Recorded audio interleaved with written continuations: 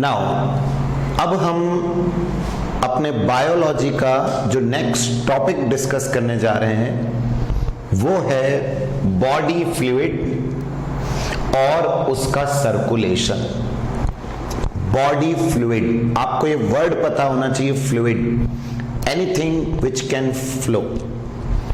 तो हमारे शरीर में, क्योंकि बात हो रही है बॉडी फ्लूइड, हमारे शरीर में कौन सी चीज फ्लो हो रही है और उसका सर्कुलेशन कहां कहां हो रहा है, इस बारे में इस चैप्टर में पढ़ाया जाएगा।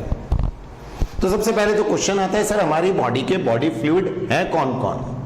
तो मैं आपसे कहूंगा हमारी बॉडी में दो फ्लूइड हैं, एक है हमारा ब्लड और एक होता है हमारा लिम्फ। अभी आप लिम्फ के बारे में ज्यादा नहीं डिस्कस करते हैं, लेकिन जैसे ही आप हायर क्लासेस में आएंगे आपको ज्यादा लिम्फ पढ़ाया जाएगा, ये ज्यादा इंपॉर्टेंट है।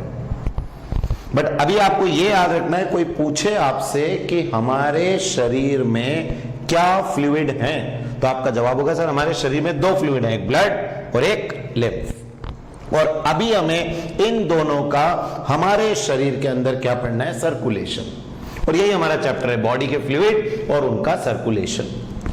और यही टॉपिक है, चैप्टर क्या कहेंगे, टॉपिक है ये, तो इसको हम डिस्कस कर रहे हैं।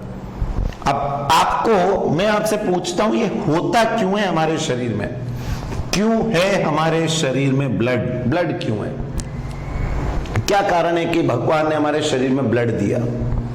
तो समझना, आप जब खाना खाते हैं तो खाना खा के जो खाना आपके अंदर जाएगा वो जाएगा आपके स्टमक से जाएगा इंटेस्टाइन। तो खाना कहां गया, इंटेस्टाइन में। लेकिन मैं आपको ये बता दूं कि उस खाने की जरूरत आपके शरीर के एक एक हिस्से को है, फिंगर से लेके टो से लेके सब पूरी जगह पर उस खाने की जरूरत है। इंटेस्टाइन में नहीं चाहिए, इंटेस्टाइन के अलावा पूरे शरीर को चाहिए। तो बताइए क्या आपको उस खाने को इंटेस्टाइन से पूरे शरीर में पहुंचाना पड़ेगा? बस ये जो काम होता है जिसको आप कहते हैं ट्रांसपोर्ट, ये काम ब्लड करता है। हम पढ़ते हैं कि हमारी इंटेस्टाइन के अंदर क्या होती है, विलाय। विलाय में क्या आता है, ब्लड, और वो ब्लड खाने को क्या कर लेता है, एब्जॉर्ब, और एब्जॉर्ब करके पूरे शरीर में पहुंचा देता है। तो क्या आप ये देख रहे हैं कि food is transported from one part two various part of the body. Similarly second बात करते हैं, आपके गले में कभी तो पढ़ा है छोटी क्लासेस में, ग्लैंड है जिसका नाम है थायराइड, और इस थायराइड से निकलता है हार्मोन्स। और केवल थायराइड नहीं, बहुत सारी ग्लैंड है, अभी जो फैमिलियर है उसका बता रहा हूं मैं।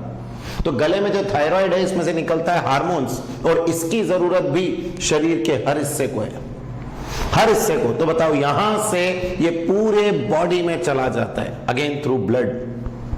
तो ब्लड ने क्या ट्रांसपोर्ट किया, खाना। ब्लड ने क्या ट्रांसपोर्ट किया, हार्मोन्स। और भी ऐसी ढेर सारी चीजें हैं जो ब्लड एक बॉडी पार्ट से दूसरे बॉडी पार्ट्स तक लेके जाता है। अच्छा ये तो चलो यूजफुल चीजें हो गई कि खाना पहुंचाना है, हार्मोन्स पहुंचाना है, एंजाइम्स पहुंचाना है। लेकिन कई सारे ऐसे भी हैं जो वेस्ट प्रोडक्ट है आपके शरीर में, क्योंकि कहीं भी रिएक्शंस अगर होती हैं, वेस्ट प्रोडक्ट में सबसे बेस्ट बोलता हूं मैं, बताओ आप जब सांस लेते हो अंदर क्या जाती है, ऑक्सीजन। पूरे शरीर में ऑक्सीजन को कौन लेके जाता है, ब्लड। इतना तो पड़ा, हीमोग्लोबिन, आरबीसी। तो पूरे बॉडी में ऑक्सीजन का क्या किया, ट्रांसपोर्ट। लेकिन जिस जिस जगह पर क्या पहुंची ऑक्सीजन, वहां वहां क्या बना, कार्बन डाइऑक्साइड। बताओ उसको वापस लाना भी तो है। अगर कार्बन डाइऑक्साइड वहां रह गई तो it is very very toxic. तो जो यूजफुल सब्सटेंस पहुंचा रहा है ब्लड, वो वापस हार्मफुल को लेके भी आ रहा है। तो एक बात याद रखना, हमारे शरीर में पूरे टाइम बहुत सारी क्या हो रही हैं, मेटाबॉलिक एक्टिविटीज, बहुत सारी रिएक्शंस हो रही हैं। और उन रिएक्शंस में कई सारे यूजफुल प्रोडक्ट भी बनते हैं, लेकिन साथ साथ बहुत सारे खतरनाक हार्मफुल प्रोडक्ट भी बनते हैं। और उन हार्मफुल प्रोडक्ट को हमारे शरीर से बाहर फेंकना है, और जो काम करता है किडनी, वो काम करते हैं लंग्स। तो हर जगह से इकट्ठा करके किडनी में पहुंचाना, हर जगह से इकट्ठा करके लंग्स में पहुंचाना, ये काम भी ब्लड का है। तो ब्लड केवल ये नहीं है कि यूजफुल सब्सटेंसेस को एक जगह से दूसरी जगह पहुंचाता है, वो हार्मफुल सब्सटेंसेस को भी ट्रांसपोर्ट करने का काम करता है। That is the function of blood, ये होता है ब्लड का फंक्शन। तो आपसे अगर कोई पूछे, ऐसे ही लिम्फ के भी बहुत सारे फंक्शन हैं, बट अभी हम लोग जिस लेवल पे हैं, आपको सिर्फ ब्लड का ज्यादा डिटेल पढ़ाया जाएगा। तो आपको पहले क्लियर है कि सर चाहे ब्लड हो चाहे लिम्फ हो, इसका रोल एक ही है, वो है ट्रांसपोर्ट करना, चीजों को एक जगह से दूसरी जगह पहुंचाना, चाहे वो यूजफुल चीजें हो चाहे वो हार्मफुल चीजें हो। तो मेन है एक जगह से दूसरी जगह क्या मेंटेन करना, ट्रांसपोर्ट, जिसमें गैसेस भी आ गई लाइक ऑक्सीजन, कार्बन डाइऑक्साइड, खाना आ गया, हार्मोन्स आ गए, आयंस आ गए, प्रोटीन्स आ गए, विटामिन्स आ गए, बहुत सारी चीजें, और वेस्ट प्रोडक्ट में यूरिया आ गया जो हमारी किडनी के थ्रू यूरिन से बाहर हो जाता है। तो शरीर में एक हिस्से से दूसरे हिस्से ट्रांसपोर्ट का काम किसका होता है? ब्लड। इसीलिए अगर कोई भी सिस्टम आप ह्यूमन बीइंग के अंदर पढ़ लो, सबसे पहले उसकी जरूरत समझो। तो अगर आपसे कोई पूछेगा कि क्या जरूरत है हमारे शरीर में सर्कुलेटरी सिस्टम की, ब्लड के सिस्टम की, तो आपका जवाब होगा सर हर चीज को इधर से उधर ट्रांसपोर्ट करना बहुत जरूरी है, यूजफुल एंड हार्मफुल, ये काम हमारा ब्लड करता है। तो देखिए आप सबसे पहला कह दिया आपको नीड क्या है इसकी, तो मैंने कहा ना for the transport of substances, both type of substances, either harmful और आइदर यूजफुल, दोनों तरह के सब्सटेंसेस को ट्रांसपोर्ट करता है और इसी से हमारा शरीर चलता है। तो पहली चीज तो इसका नीड समझ में आ गया, what is the need of circulatory system in our body. और नीड के बाद अब एग्जाम के लिए आता है what is the definition of blood, blood की डेफिनेशन क्या है। तो देखिएगा blood is a special connective tissue, ये हड्डी दिख रही है, it is a connective tissue. ये कार्टिलेज दिख रहे हैं, इनको कार्टिलेज बोलते हैं जो कान में है, नाक में, ये कनेक्टिव टिश्यू है। क्यों कहते हैं इनको कनेक्टिव? क्योंकि सर ये एक पार्ट से दूसरे पार्ट को जोड़ते हैं, ये जोड़ रहा है, ये हड्डी हमें जोड़ती है। तो वैसे ही आप बताइए आपके सिर आपके पांव से जुड़े हुए हैं, आप कहेंगे सर कैसे, यहां का ब्लड भी तो नीचे जा रहा है और नीचे का ब्लड भी तो यहां आ रहा है, तो क्या आपका पूरा शरीर कनेक्टेड है? किसके थ्रू? ब्लड के थ्रू। तो हम जब भी आगे पढ़ेंगे भी टिश्यू में, तो blood is A what? Special connective tissue. इसको स्पेशल इसलिए बोलते हैं क्योंकि हमारे शरीर में सारे कनेक्टिव टिश्यू हार्ड है सिवाय ब्लड के, which is a liquid, fluid है वो। तो it is a special connective tissue consisting of A fluid matrix, जबकि बाकी ये जो बोन्स है, बोन्स का मैट्रिक्स हार्ड है, कार्टिलेज का मैट्रिक्स हार्ड है, सिर्फ ब्लड ही एक ऐसा है जिसका मैट्रिक्स फ्लूइड होता है। तो एक तो फ्लूइड मैट्रिक्स जिसमें क्या क्या है? प्लाज्मा, अभी पूरा बता रहे प्लाज्मा क्या होता है, प्लाज्मा, एंड दूसरा होता है ब्लड सेल, कभी तो सुना होगा आरबीसी, डब्ल्यूबीसी, प्लेटलेट। और अब आप ब्लड सेल का अगर हायर क्लास के लिए याद रखना चाहें तो नाम होता है फॉर्म्ड एलिमेंट्स। ये कंपटीशन के लिए इंपॉर्टेंट, सब बच्चे यहीं तक याद करते हैं ब्लड सेल, बट हम याद रखेंगे formed elements, another name for blood cell. RBC, WBC और प्लेटलेट्स को मिला के बोलते हैं। तो पहले ब्लड की नीड और ब्लड का डेफिनेशन पहले बताओ, ये क्लियर होता है। अब मैं आपको समझाऊंगा कि हमारे शरीर में कंपोजिशन क्या होता है ब्लड का। नाउ नेक्स्ट अब हम ब्लड का पढ़ेंगे कंपोजिशन, कि ब्लड के अंदर क्या क्या होता है। ये बहुत इंपॉर्टेंट क्वेश्चन भी है हमारे बोर्ड एग्जाम का, स्कूल एग्जाम का। देखिए पहले मैं आपको बता दूं, ये है आपकी ब्लड वेसल, ठीक है, इसको क्या बोलते हैं हम? ब्लड वेसल, बोले तो सीधा सीधा नली जिसमें खून बहता है, blood vessel. In blood vessel में आपने सुना है सेल्स होते हैं, जिनको अभी नाम दिया आपने फॉर्म्ड एलिमेंट्स, ये रहे सेल। अब वो आरबीसी भी हो गए, डब्ल्यूबीसी भी हो गए, सब हो गए। तो इन नलियों में खून बहता है जिसमें है ये ब्लड सेल्स। अब ये जो बच्चा इसके बाहर पानी, जिसको आप कहेंगे फ्लूइड, ये कहलाता है हमारा प्लाज्मा। सिंपली कहें स्विमिंग पूल है, स्विमिंग पूल भरा हुआ है पानी से, और आप उसमें 5, 10, 15, 20 जने कूद गए, तो आप हो गए ब्लड सेल, और वो जो पानी हो गया वो प्लाज्मा। तो बताओ क्या आप ब्लड सेल और प्लाज्मा मिलके पूरा स्विमिंग पूल बना रहे हैं? बस वैसे ही ये पूरा पूल है, बताओ पानी भरा हुआ है, पानी में कौन नहा रहे हैं? Blood cell. बस उसको पानी नहीं बोल के यहां क्या बोलते हैं? प्लाज्मा। और प्लाज्मा वहां पर कितना कंट्रीब्यूशन दिखाता है पूरे ब्लड का? 55%। मतलब 55% पानी, 45% लोग जो उसमें नहा रहे हैं, ऐसा कंट्रीब्यूशन। बट मैंने कहा ना यहाँ प्लाज्मा है, इसको पानी नहीं कह के क्या कहोगे? प्लाज्मा। तो बोलो प्लाज्मा का कंपोजिशन कितना हो गया? 55%। और उस 55% के अलावा जो ब्लड में वो है ब्लड सेल। तो blood cell are 45%, plasma is 55%।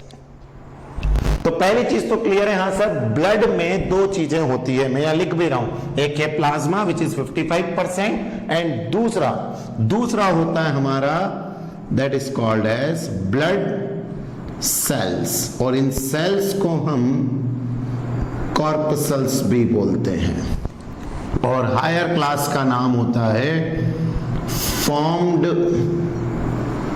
Elements. इनको फॉर्म्ड एलिमेंट्स के नाम से भी जाना जाता है। तो कुछ भी आप बोल सकते हो। ये कितना परसेंट बनाएगा ब्लड का?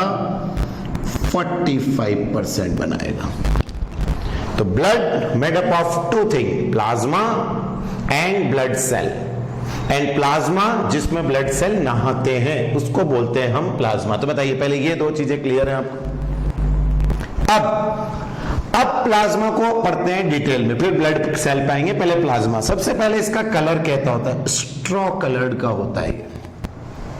दूसरा विस्कस फ्लूइड है, चिपचिपा फ्लूइड है। तो कलर याद रखें और चिपचिपा ये है। और ये जो 55% है, मतलब ये पूरा सिर्फ प्लाज्मा की बात कर रहे हैं, उस प्लाज्मा में 90 से 92% क्या भरा हुआ है? पानी। मतलब खुद प्लाज्मा मैक्सिमम पानी का है। तो पहले तो ब्लड का कंपोजिशन हो गया 55% प्लाज्मा, 45% ब्लड सेल। अब जो 55% है उसको पढ़ रहे, तो उसको अगर आप पूरा मानेंगे तो उसमें 90 से 92% पानी भरा हुआ है। मतलब मैक्सिमम अगेन हम कहेंगे कि प्लाज्मा में क्या होता है? पानी होता है। एंड बचा हुआ जो परसेंट है उसमें मेनली अगेन 6 to 8% होते हैं प्रोटीन। और ध्यान रखें, स्पेशली बता रहे हैं, इन प्रोटीन को जो काय में प्रेजेंट होते हैं प्लाज्मा में, नाम दिया जाता है प्लाज्मा प्रोटीन। तो कंपटीशन का भी क्वेश्चन है, which of the following is not a plasma protein? तो आपको पता होना चाहिए प्लाज्मा प्रोटीन में कौन कौन है? Fibrinogen, globulin, albumin. ये तीन हमारे शरीर के प्लाज्मा प्रोटीन कहलाते हैं, because they are present in plasma and they play very vital role, very very important. अभी बताते हैं क्या काम कर रहे हैं। मेनली ये प्रोटीन है, ये मत कहना कि यही प्रोटीन है। Mainly major protein in our blood are fibrinogen, globulin, albumin, and because they are present in plasma hence they are said to be plasma protein. तो ये क्लियर होता है। अब ये जो फिब्रिनोजन है ये मदद करता है आपकी हेल्प इन ब्लड क्लॉटिंग। अभी हम आगे पढ़ेंगे इसी चैप्टर में ब्लड क्लॉटिंग का मैकेनिज्म, तब आप देखेंगे इसका कितना बड़ा रोल है फिब्रिनोजन का। ग्लोबुलिन हमारी बॉडी में डिफेंस में मदद करता है, डिफेंस मैकेनिज्म में। What is defence mechanism? लड़ना, शरीर की वो ताकत जिससे वो बीमारियों से लड़ता है, जिस कॉल्ड, उसमें जो प्रोटीन काम होता है उसका नाम होता है इम्यूनोग्लोबुलिन। इम्यूनो समझते हैं, रिलेटेड टू इम्यूनिटी। तो ग्लोबुलिन का मेन काम होता है शरीर में टू फाइट अगेंस्ट इंफेक्शंस। तो ये भी एक इंपॉर्टेंट प्रोटीन है। और ये ब्लड क्लॉटिंग तो पता ही होगा, अगर गलती से चोट लग जाए, कट लग जाए, खून बहता है बट थोड़ी देर बाद अपने आप रुक जाता है, वो काम इसका है, फिब्रिनोजन। और अब बचा एल्बुमिन, ये मेंटेन करता है हमारे शरीर का ऑस्मोटिक प्रेशर। ये ऑस्मोटिक प्रेशर को मेंटेन करने का रोल प्ले करता है। और ऑस्मोटिक प्रेशर क्या होता है? जिससे कि आपके ब्लड में सारा पानी बाहर ना निकल जाए। नहीं तो पता चला ब्लड का सारा पानी निकल गया। बहुत इंपॉर्टेंट फंक्शन होता है, आगे हम देखेंगे। ऑस्मोसिस आपने छोटी क्लासेस में पढ़ा है। ऐसे ब्लड में बहुत जरूरी है क्या मेंटेन करना? ऑस्मोटिक प्रेशर, जो एल्बुमिन करता है। और एल्बुमिन मेनली काय में होता है? अंडे में, इसीलिए इसको कई बार बोलते हैं एग प्रोटीन। तो albumin is known as egg protein because it is mainly present in egg. बाकी चीजों में भी होता है। ग्लोबुलिन डिफेंस में मदद करेगा, फिब्रिनोजन क्लॉटिंग में। तीनों मेन प्रोटीन है जो आपके काय में प्रेजेंट है प्लाज्मा में, इसीलिए हम इनको क्या बोलते हैं? Plasma protein. तो बताओ प्लाज्मा प्रोटीन क्लियर? प्लाज्मा का कंपोजिशन समझ में आ गया। और ब्लड में टोटल कितना परसेंट है? ये 55%।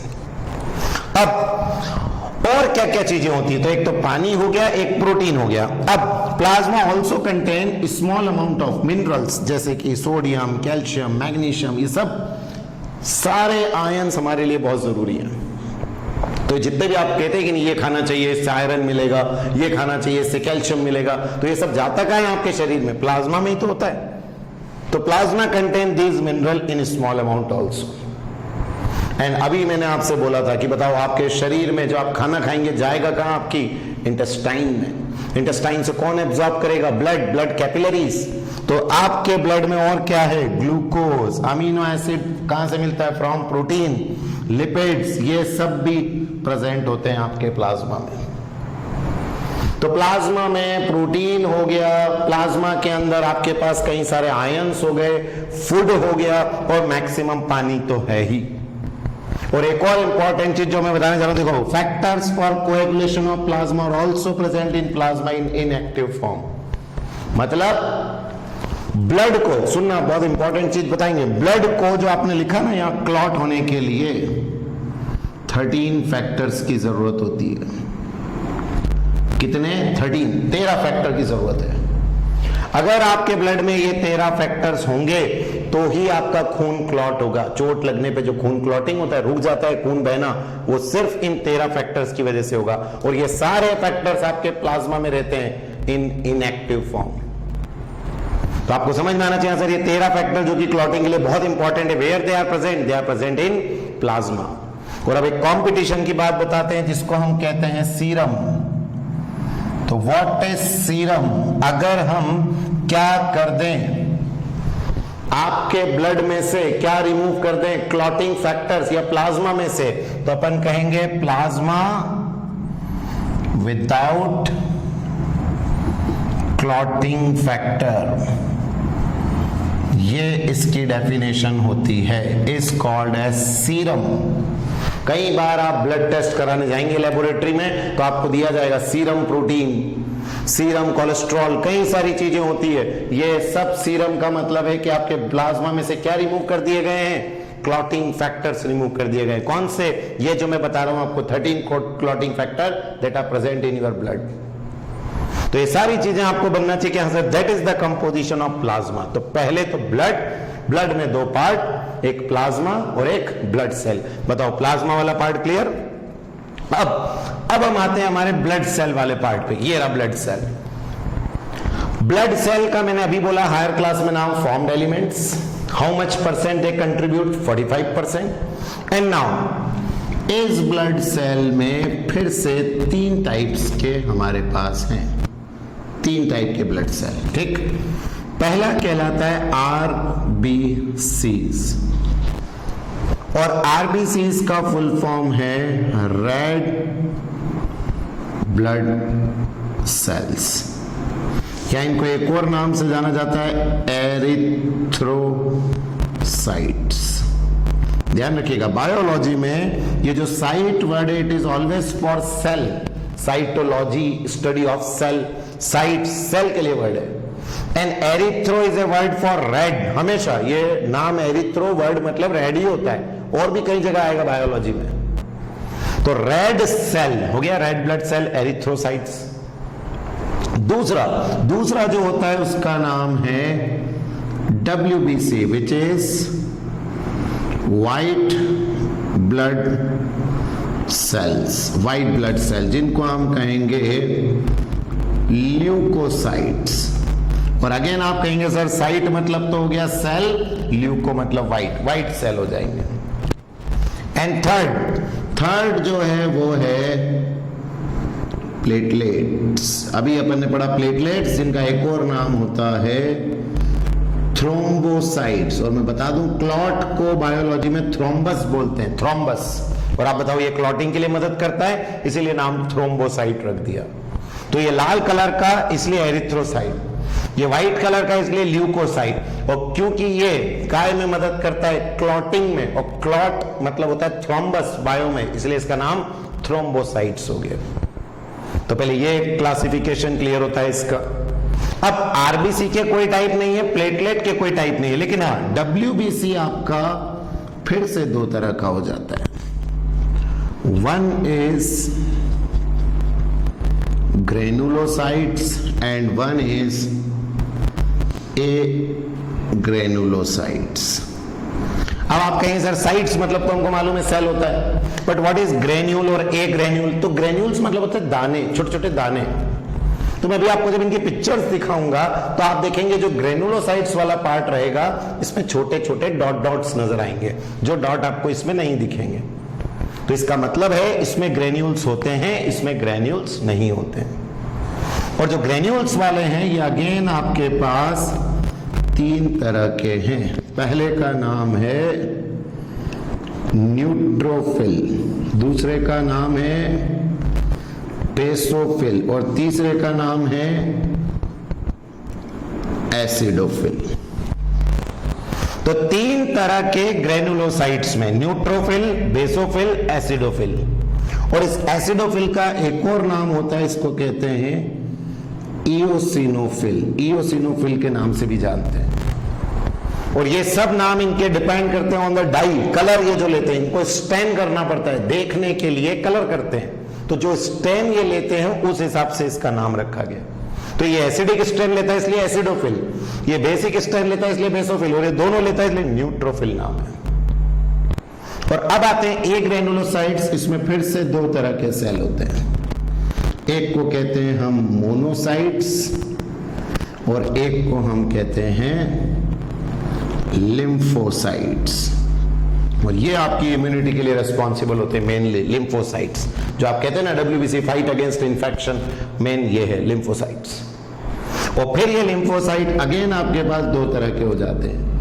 एक का नाम होता है टी लिम्फोसाइट और एक का नाम होता है बी लिम्फोसाइट। आप आगे पढ़ेंगे इनके नाम टी और बी क्यों पढ़े, बट पहले इतना क्लासिफिकेशन आपको बनना चाहिए। उम्मीद है आपको पता होगा रेड ब्लड सेल का काम ऑक्सीजन लेके जाना, कार्बन डाइऑक्साइड लेके आना, डिटेल देखते हैं। WBC का काम फाइट अगेंस्ट इंफेक्शन, प्लेटलेट्स का काम हेल्प्स इन ब्लड क्लॉटिंग। तो मेन फंक्शन आपको मालूम है, अभी एक एक करके इसको डिटेल में पढ़ेंगे। बट एग्जाम में अगर क्वेश्चन आता है राइट कंपोजिशन ऑफ ब्लड, मैं कहूंगा फ्लो चार्ट आप सभी को पूरा बनाना है। क्लियर? अच्छे से नोट कर लो इसको।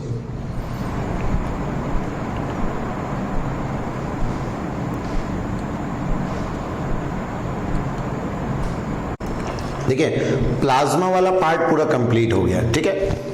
अब हम हमारा सेकंड पार्ट जो कि है ब्लड सेल्स या ब्लड कॉर्पसल्स, जिनको मैंने कहा एक और किस नाम से जाना जाता है, फॉर्म्ड एलिमेंट्स के नाम से भी जानते हैं। अब हम एक एक करके इनको डिटेल में पढ़ेंगे। तो अब एक फॉर्म्ड एलिमेंट या पहला ब्लड सेल जो कि है हमारा आरबीसी, हम इसको डिस्कस करेंगे। रेड ब्लड सेल सबसे पहला। तो मैंने आपसे कहा है हमारे पास 3 फॉर्म्ड एलिमेंट है हमारे ब्लड के अंदर, आरबीसी, डब्ल्यूबीसी, प्लेटलेट। अब एक एक करके हम इनको पढ़ रहे हैं। सबसे पहला मैं आपको आरबीसी का बता रहा हूं। First of all, what is the another name of RBC? तो आप कहेंगे sir it is erythrocytes. Erythrocyte is the another name.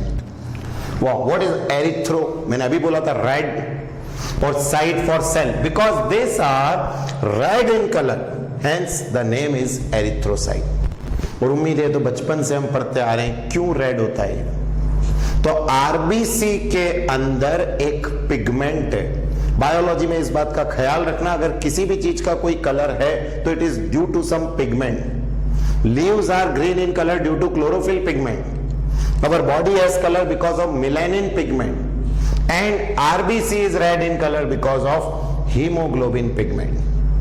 तो आपको पता है बट फिर भी क्लियर कि आंसर इसका नाम आरबीसी क्यों पड़ा है। दूसरा ध्यान रखना, मोस्ट अबंडेंट, सबसे ज्यादा होता है of all the cells in body.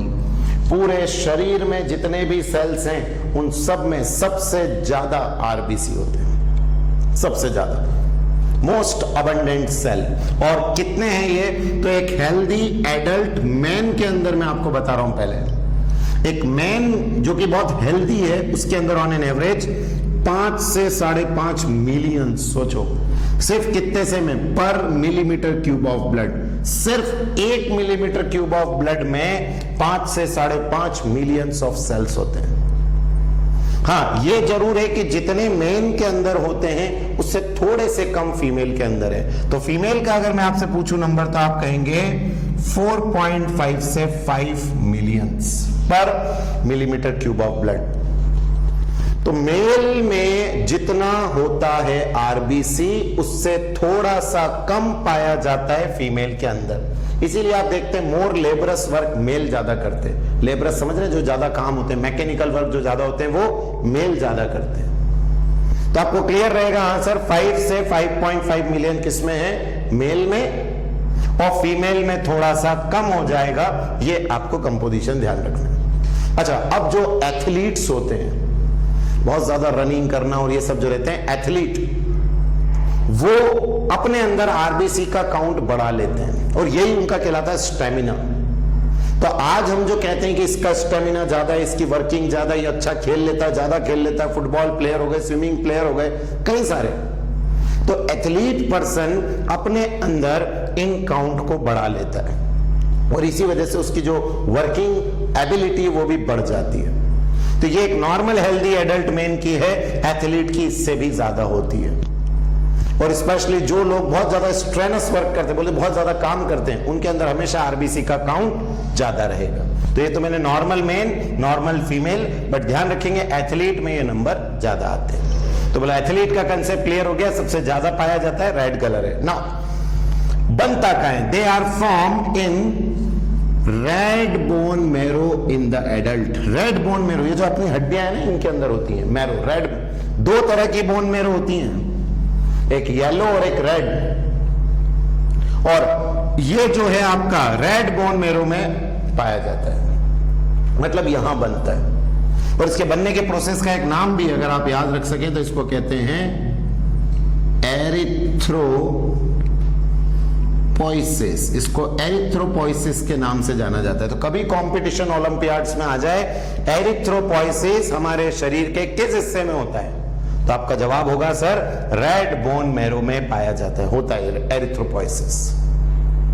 फिर अब सबसे इंपॉर्टेंट चीज, यहां तक के पार्ट क्लियर हो गया आपको। सबसे इंपॉर्टेंट, हमारे शरीर का ये एक इकलौता सेल है जिसमें न्यूक्लियस नहीं होता है। जबकि अपन बचपन से पढ़ रहे हैं हर सेल के अंदर न्यूक्लियस, जबकि हम लोग यूकारियोटिक हैं। हम यूकारियोटिक हैं, फिर भी हमारे आरबीसी के अंदर न्यूक्लियस नहीं होता है, इसीलिए इसको कहते हैं ई न्यूक्लिएटेड।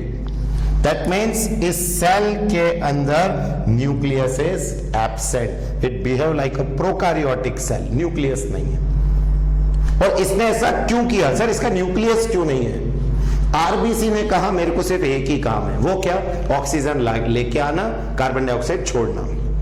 तो लंग्स से ऑक्सीजन पूरे शरीर में लेके जाता है, पूरे शरीर से कार्बन डाइऑक्साइड लेके आता है, बस इसके अलावा कोई काम नहीं करना है।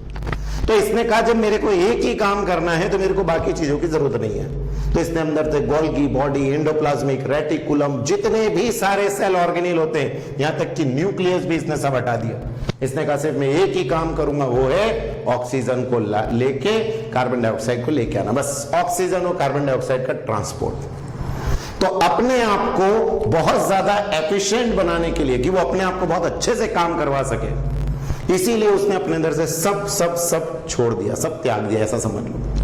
तो बोलो क्लियर है यहां से, it is divide of nucleus. But एक कंपटीशन का और क्वेश्चन बताता हूं, सुनना। जब आरबीसी बनता है ना शुरू में, तब उसमें न्यूक्लियस होता है। तो कभी आ जाए इमैच्योर तो न्यूक्लियस होता है, और मैच्योर तो न्यूक्लियस नहीं होता है। तो कई बार कंपटीशन में ऐसा घुमाते हैं कि इन इमैच्योर आरबीसी, अब सबने याद कर लिया आरबीसी में तो न्यूक्लियस नहीं होता, रट लिया, बट वो भूल गए कि जब आरबीसी बन रहा होता है तब उसमें न्यूक्लियस होता है। जब वो पूरा बन के तैयार हो जाता है, उसका पूरा बनने का प्रोसेस कंप्लीट हो जाता है, जिसको आप कहते हैं एरिथ्रोपोइसिस, फिर उसमें न्यूक्लियस नहीं होता है। मतलब एक मैच्योर आरबीसी में न्यूक्लियस नहीं होता है, इमैच्योर में होता है। तो बोलो ये पॉइंट भी क्लियर रहेगा। फिर अब बारी आती है इसके शेप की। शेप इज बाइकॉन्केव, और अगर आपको बाइकॉन्केव में कोई कंफ्यूजन है तो एक चॉकलेट आती है अल्पेनलीबे, ऊपर से भी दबी होती, नीचे से भी दबी होती, वो शेप, बस उसी को हम कहते हैं बाइकॉन्केव। तो आरबीसी का देखो मैं यहां बनाता हूं शेप, साइड से देखोगे तो ऐसा रहेगा ये। तो RBC is biconcave in shape, ऐसा।